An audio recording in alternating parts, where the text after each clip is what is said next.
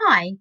As we begin to see some of the 9.5 million furloughed workers begin to return to the workplace, and indeed the workplace itself looking very different to how it did before, it's fair to expect a continued period of adjustment within our workplace and something that's not going to change for a while.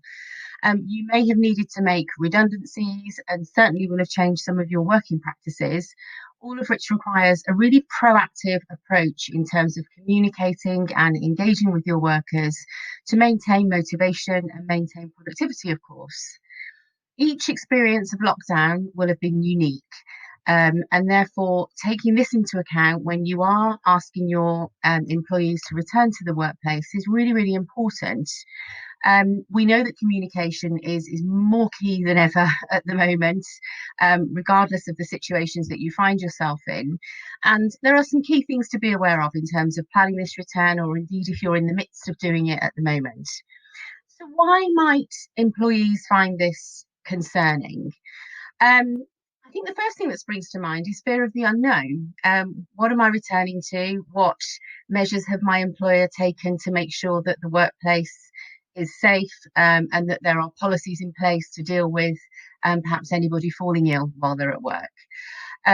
What am I going back to? You may well, of course, have made redundancies, as I've said, and it may be that feeling of less security, of course, than they had before and than any of us had before lockdown. And is there going to be a change in my responsibilities? Am I going to be working in the same team of people? What's new? What does this new way of working look like in my organisation? And a lot of that might be really, really positive. But if you don't communicate it, then human beings tend to err on the side of negativity when we speculate, and we'll make up our own truths, and goodness knows what we come up with when we do that. It's also worth thinking about the workers that are returning in an organisation where you have had to make redundancies. And it always strikes me that there is a sense of an equivalent of survivor guilt, if you like. So, should I be happy about returning to work? Should I be really joyful about the fact that I have got a job and that I can carry on with my career in an organisation that I love when other people have been made redundant? So be very mindful of that. Make sure that you and your line managers are equipped to have those conversations as well. And of course, it is positive, but we always have to acknowledge the situation that we're in as well. Also, health concerns. People may have underlying health conditions that make them more concerned than others about any risk that they're exposing them to, particularly here in London. People may be reluctant to travel on London transport, and it's worth having those conversations and seeing how you can work around that if being in the office is essential to your business.